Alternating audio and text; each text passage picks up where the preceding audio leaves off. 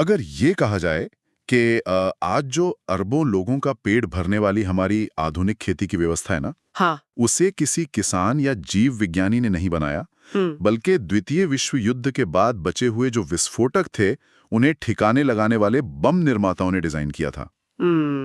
सुनने में एकदम डराने मजाक जैसा लगता है ना। बिल्कुल। मतलब ये एक ऐसा ऐतिहासिक फैक्ट है जिसे अक्सर पूरी तरह से नजरअंदाज कर दिया जाता है। हम आज जिसे मॉडर्न एग्रीकल्चर कहते हैं, उसकी नींव में एक बहुत बड़ा औद्योगिक समझौता छिपा हुआ है। सही बात है। युद्ध के बाद भारी मात्रा में बचे हुए केमिकल्स को खपाने के लिए ना, एक पूरी की पूरी प्राकृतिक व्यवस्था को हाशिए पर धकेल दिया गया। और यही हमारी आज की इस विस्तृत पड़ताल का मुख्य विषय है। आज हमारे सामने पीटर टॉमकिंस और क्रिस्टोफर बर्ड की एक बेहद दिलचस्प किताब है, सीक्रेट्स ऑफ द सॉइल। इसकी कुछ बहुत ही महत्वपूर्ण अंश हमारे पास है और आज का हमारा मिशन यह समझना है कि हमारी मिट्टी, जो कभी जीवन का आधार हुआ करती थी, वो किस तरह इतनी बीमार हो चुकी है। बिल्कुल। और उससे भी बड़ी बात यह है कि इसे वापस जिंदा करने के लिए वैज्ञानिक, प्राकृतिक और कुछ ऐसे रहस्यमयी तरीके क्या हैं जो विज्ञान की हमारी मौजूदा समझ को पूरी तरह से चुनौती देते हैं। हाँ, और मैं ये भी जोड़ना चाहूंगी कि इस चर्चा को सिर्फ खेती बाड़ी तक सीमित रखना एक गलती होगी। अच्छा। हाँ, क्योंकि स्रोत सामग्री हमें दिखाती है कि ये पूरी कहानी मानव इतिहास, हमारे स्वास्थ्य और यहाँ तक कि इस ब्रह्मांड के काम करने के तरीके से गहराई से जुड़ी हुई है। तो शुरुआत उसी बम वाली बात से करते हैं। आखिर ये जहर हमारी मिट्टी में पहुंचा कैसे? स्रोत हमें 19वीं सदी के मध्य में ले जाता है, जस्टिस वॉन लिबिग के पास। हाँ, जस्टिस वॉन लिबिग, जिन्हें अक्सर रासायनिक कृषि का पिता कहा जाता है। उन्होंने एक पौधे को जलाया, उसकी राख का विश्लेषण किया और ये निष्कर्ष निकाला कि पौधों को जीवित रहने के लिए केवल नाइट्रोजन, फास्फोरस और पोटाश की जरूरत होती है। मतलब यही आज का वो प्रसिद्ध एनपीके फॉर्मूला है। देखिए, लिबिग का वो प्रयोग विज्ञान की दिशा में एक बड़ा कदम तो था, लेकिन उसमें एक बहुत बड़ा अंधापन भी था। वो कैसे? उन्होंने एक पौधे की राख को देखा, यानी उसके मृत अवशेष को, और इसके आधार पर उन्होंने ह्यूमस यानी मिट्टी में मौजूद उस प्राकृतिक जैविक खाद जो माइक्रोब से भरी होती है, उसके महत्व को पूरी तरह से नकार दिया। अरे, उन्होंने तो खुलेआम लिखा कि इस बात का कोई सबूत ही नहीं है कि ह्यूमस पौधों के पोषण में कोई रोल प्ले करता है। चलिए इसको थोड़ा और खोलकर देखते हैं। एक वैज्ञानिक द्वारा पौधे की राख देखकर मिट्टी के जीवन को नकार देना कुछ वैसा ही है जैसे कोई इंसान की हड्डियों का ढांचा देखकर ये कहे कि भावनाओं या विचारों का तो कोई वजूद ही नहीं है। एग्जैक्टली, सही एनालॉजी है। लेकिन ये एनपीके फॉर्मूला एक ग्लोबल तबाही में कैसे बदल गया? यहीं पर फर्स्ट और सेकेंड वर्ल्ड वॉर की भूमिका आती है। युद्ध के दौरान हवा से नाइट्रोजन निकालकर एनहाइड्रस अमोनिया बनाने की विशाल फैक्ट्रियां लगाई गई। इसका मुख्य उद्देश्य था खाइयों में इस्तेमाल होने वाले बम और विस्फोटक बनाना। लेकिन जब युद्ध खत्म हुआ तो उनके पास अमोनिया का विशाल भंडार बच गया होगा। बिल्कुल, अमेरिका और अन्य देशों में करदाताओं के पैसे से बनी इन फैक्ट्रियों के पास बहुत सारा अमोनिया था। मुनाफे को चालू रखने के लिए रासायनिक कंपनियों ने उसी विस्फोटक सामग्री को फर्टिलाइजर या उर्वरक का नाम देकर खेतों में डंप करना शुरू कर दिया। रुकिए, लेकिन एनहाइड्रस अमोनिया मिट्टी के साथ असल में करता क्या है? मतलब इसे तो शायद इंजेक्शन की तरह खेतों में डाला जाता है ना? हाँ, एनहाइड्रस का मतलब ही होता है बिना पानी वाला। जब इस गैस को बहुत हाई प्रेशर पर मिट्टी में इंजेक्ट किया जाता है तो ये मिट्टी में मौजूद नमी को तुरंत सोख लेती है। बाप रे। इस प्रक्रिया में वहां मौजूद सारे माइक्रोब्स जो असल में मिट्टी को उपजाऊ बनाते हैं, वो पूरी तरह से जल जाते हैं या मर जाते हैं। ये मिट्टी के पूरे इकोसिस्टम को झुलसा देने जैसा है। ये तो ऐसा है जैसे हम मिट्टी को फास्ट फूड खिला रहे हो। हाँ, बिल्कुल। रासायनिक खाद से पौधे बाहर से तो बहुत तेजी से बड़े और हरे दिखने लगते हैं, लेकिन उनके टिश्यूज में सिर्फ पानी भर जाता है। वे अंदर से एकदम खोखले होते हैं और उनकी खुद की इम्यूनिटी खत्म हो जाती है, जैसे इंसान जंक फूड खाकर बीमार होता है। और यहाँ सबसे दिलचस्प बात यह है कि यहीं से एक ऐसा दुष्चक्र या कह लें विशिष्ट सर्कल शुरू होता है जिसने आज तक किसानों को फंसा रखा है। जब पौधे अंदर से कमजोर होते हैं तो वे बीमारियों और कीड़ों के प्रति बेहद सेंसिटिव हो जाते हैं। उन कीड़ों को मारने के लिए केमिकल कंपनीज ने कीटनाशक पेश किए। और आपको पता है, ये कीटनाशक भी युद्ध के ही प्रोडक्ट थे। क्या बात कर रहे हैं? हाँ, उदाहरण के लिए डीडीटी जिसे शुरुआत में सैनिकों को जूं और मच्छरों से बचाने के लिए बनाया गया था, युद्ध के बाद उसे सीधे खेतों में झोंक दिया गया। एक मिनट, अगर ये सब इतना ही विनाशकारी था तो क्या किसी ने इसका विरोध नहीं किया? मतलब क्या हमारे मेडिकल जगत को इस खतरे का अंदाजा नहीं था? बिल्कुल था। स्रोत सामग्री में डॉक्टर जोसेफ डी वीसमैन और नोबेल पुरस्कार विजेता डॉक्टर एलेक्सिस कैरल का जिक्र है। डॉक्टर कैरल ने तो 1912 में ही यह साफ कर दिया था कि मिट्टी में खनिजों का जो बैलेंस है वही पौधों, जानवरों और इंसानों के मेटाबॉलिज्म को कंट्रोल करता है। मतलब अगर मिट्टी बीमार है तो उसमें उगने वाला खाना भी बीमार होगा? बिल्कुल। और डॉक्टर वीसमैन का रिसर्च तो सीधे तौर पर आंकड़ों की बात करता है। उनका तर्क है कि आज हम जिन खतरनाक बीमारियों का सामना कर रहे हैं, जैसे कैंसर, डायबिटीज, हार्ट डिजीज, ये इंडस्ट्रियल सोसाइटी द्वारा पैदा किए गए एनवायरमेंटल टॉक्सिन्स का सीधा रिजल्ट है।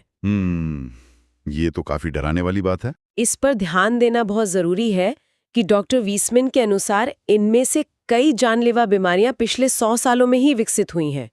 एक सदी पहले यूरोप और अमेरिका में कोरोनरी हार्ट डिजीज के बारे में मेडिकल जगत ज्यादा कुछ जानता ही नहीं था। वाकई? हाँ, इसका पहला मामला मेडिकल साहित्य में 1910 में दर्ज हुआ था और आज देखिए मृत्यु का प्रमुख कारण है।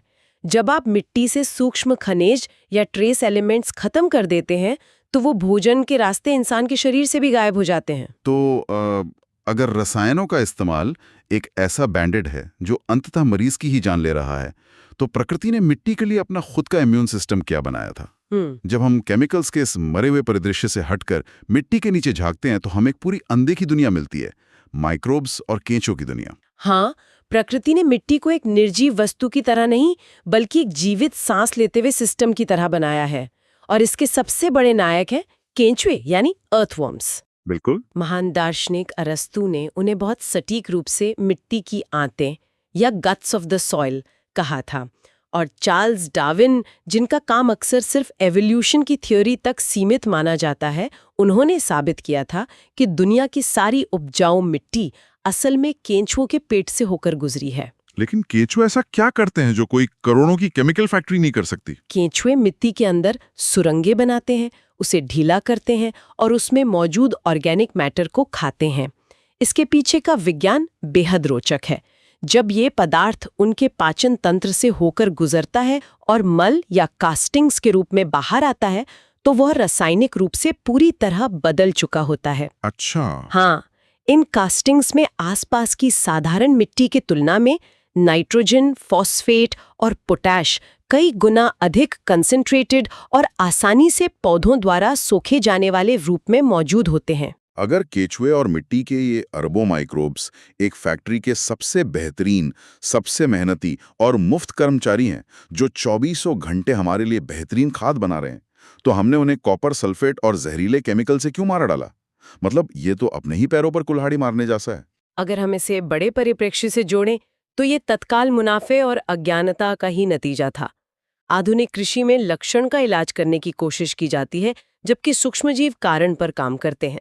लेकिन जिन लोगों ने इस सूक्ष्म दुनिया की असली ताकत को समझा, उन्होंने चमत्कार किए। जैसे कि एरन फ्राइड फिफर का कैलिफोर्निया के ओकलैंड शहर का प्रयोग इसका सबसे बड़ा उदाहरण है। उन्होंने शहर के हजारों टन गोल्डन गार्बेज यानी शहर के कचरे को सिर्फ कुछ हफ्तों में बेहतरीन खाद में बदल दिया था। उस प्रयोग के बारे में पढ़कर मुझे किसी साइंस फिक्शन फिल्म की याद आ गई। पहाड़ों जितना बदबूदार कचरा, और फिफर ने सिर्फ एक विशेष बैक्टीरिया का स्टार्टर तैयार किया और सब बदल गया। और उस स्टार्टर के काम करने का तरीका ही सबसे अहम है। जब उन विशेष माइक्रोब्स को कचरे में मिलाया गया तो उन्होंने बहुत तेजी से मल्टीप्लाई करना शुरू किया। इस जैविक गतिविधि से कचरे का तापमान 140 डिग्री फ़ारेनहाइट तक पहुंच गया।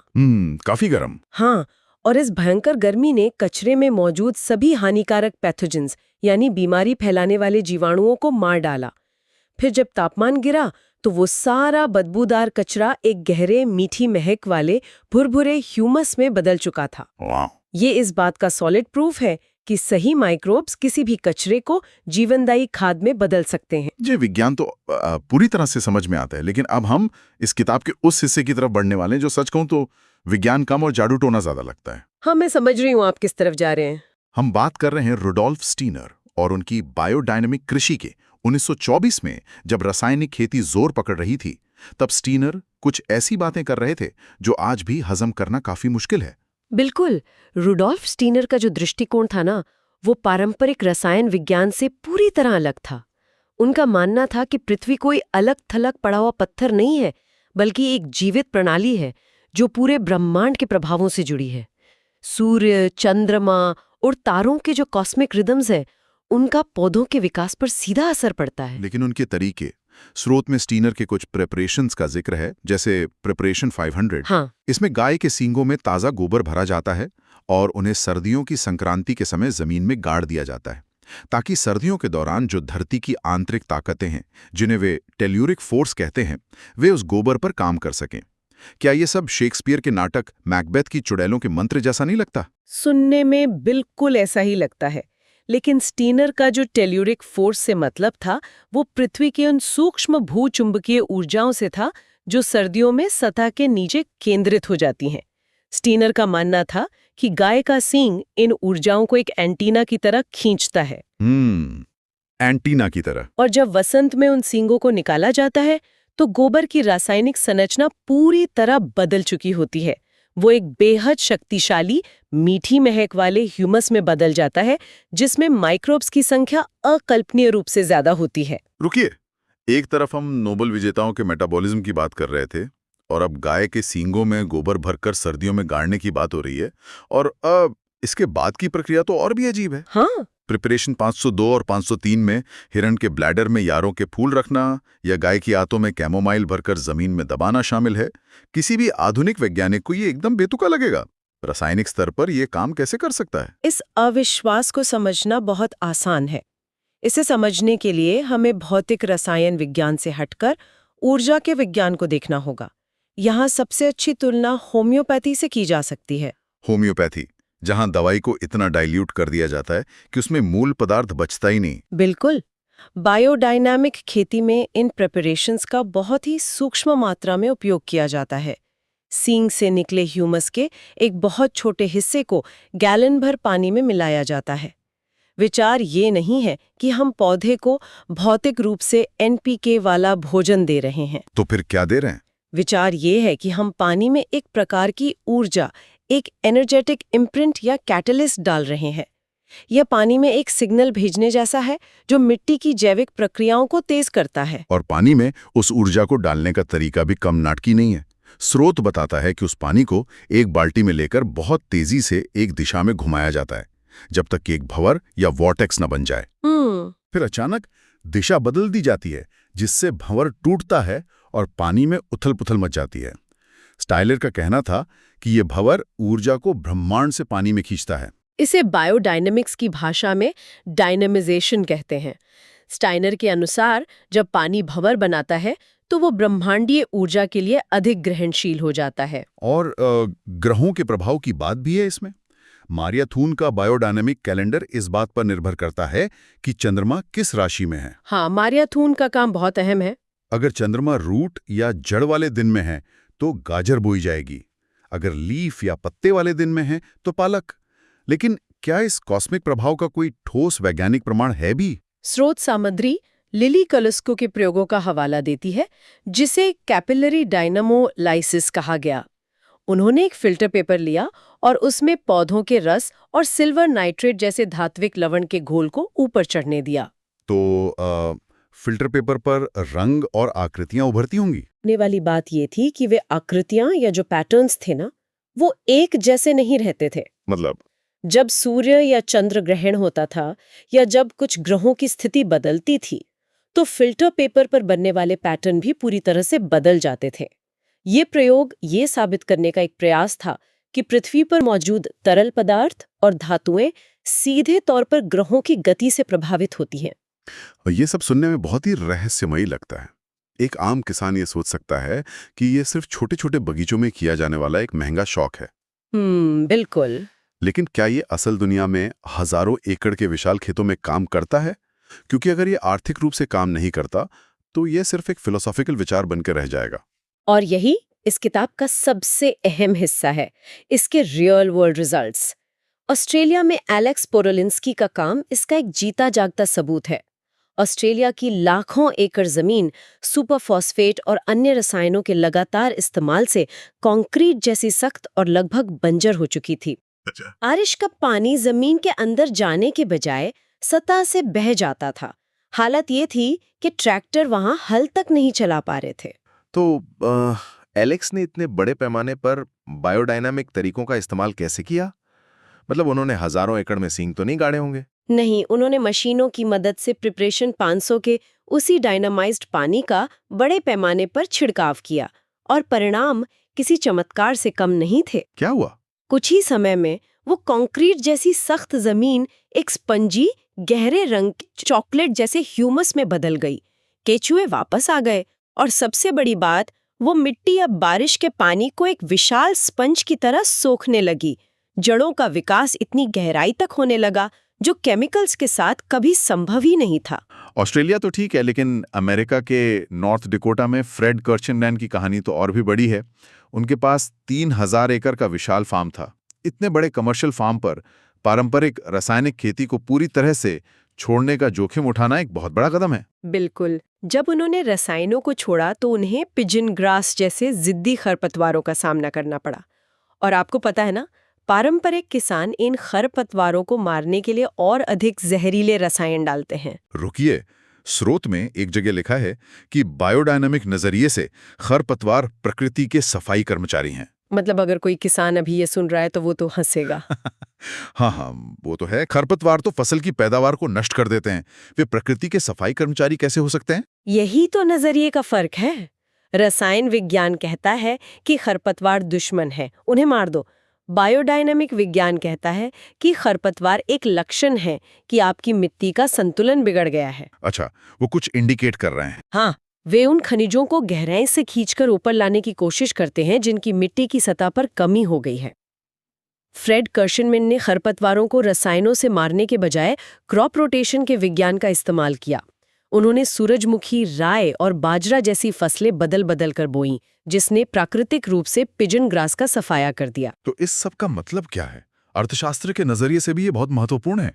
फ्रेड जैसे किसान अपने इस शुद्ध रसायन मुक्त अनाज को बाजार में प्रीमियम दामों पर बेच पा रहे हैं और बरसों बाद उनके खेतों में पेलिकन और सीगल जैसे पक्षी वापस लौट आए हैं, जो ये बताता है कि उस जमीन में जीवन वापस लौट आया है। ये एक महत्वपूर्ण सवाल खड़ा करता है कि किसानों का मनोविज्ञान क्या है। अगर बायोडायनामिक खेती इतनी ही सफल है, मिट्टी को स्पंजी बनाती है और आर्थिक रूप से भी फायदेमंद है, तो हर किसान इसे क्यों नहीं अपना रहा? स्रोत में इसकी तुलना एक लत या एडिक्शन से की गई है। किसानों का ये डर कि अगर उन्होंने केमिकल नहीं डाला तो उनकी फसल बर्बाद हो जाएगी, ये बिल्कुल एक लत छोड़ने के डर जैसा है। हाँ, इसे किताब में हेरोइन की किक कहा गया है। किसानों को लगता है कि उन्हें इस साल बस एक बार और एनहाइड्रस अमोनिया का इंजेक्शन खेत को देना होगा ताकि इस सीजन की पैदावार मिल सके और वे बैंक का कर्ज चुका सकें। मजबूरी है। बैंक भी अक्सर उन किसानों को लोन देने से डरते हैं जो पारंपरिक रासायनिक खेती छोड़ना चाहते हैं। कॉर्पोरेट नीतियां कहती हैं गेट बिग या गेट आउट। किसान एक ऐसी व्यवस्था का बंधक बन गया है जो उसकी सबसे बड़ी संपत्ति, उसकी मिट्टी को धीरे धीरे मार रही है। ये तो एक भयानक जाल है। लेकिन फ्रेड और एलेक्स जैसे लोग ये साबित कर रहे हैं कि एक और रास्ता है, और वो रास्ता सच में काम करता है। इस पूरी चर्चा का सार यही है कि मिट्टी कोई खाली बर्तन नहीं है जिसमें हम ऊपर से सिर्फ NPK डालते रहें और पैदावार की उम्मीद करें। बिल्कुल। ये एक बेहद जटिल जीवंत प्रणाली है। इसमें अरबों सूक्ष्म जीव हैं और ये एक बहुत बड़े ब्रह्मांडीय चक्र का हिस्सा है। हम रसायनों से सिर्फ बीमारी के लक्षणों को दबा सकते हैं, लेकिन असली इलाज प्राकृतिक और ब्रह्मांडीय तालमेल से ही संभव है। और जो भी लोग इस चर्चा को सुन रहे हैं, उनके लिए एकदम स्पष्ट होना चाहिए कि ये सिर्फ खेतों की बात नहीं है। जो खाना हमारी मेज तक पहुंच रहा है, उसका असली पोषण इस बात पर निर्भर करता है कि उस मिट्टी के साथ कैसा व्यवहार किया गया है। बिल्कुल सही। अगर मिट्टी बीमार और रसायनों से झुलसी हुई है, तो वो खाना भी अंदर से खोखला है। स्वास्थ्य की शुरुआत अस्पताल या फार्मेसी से नहीं होती।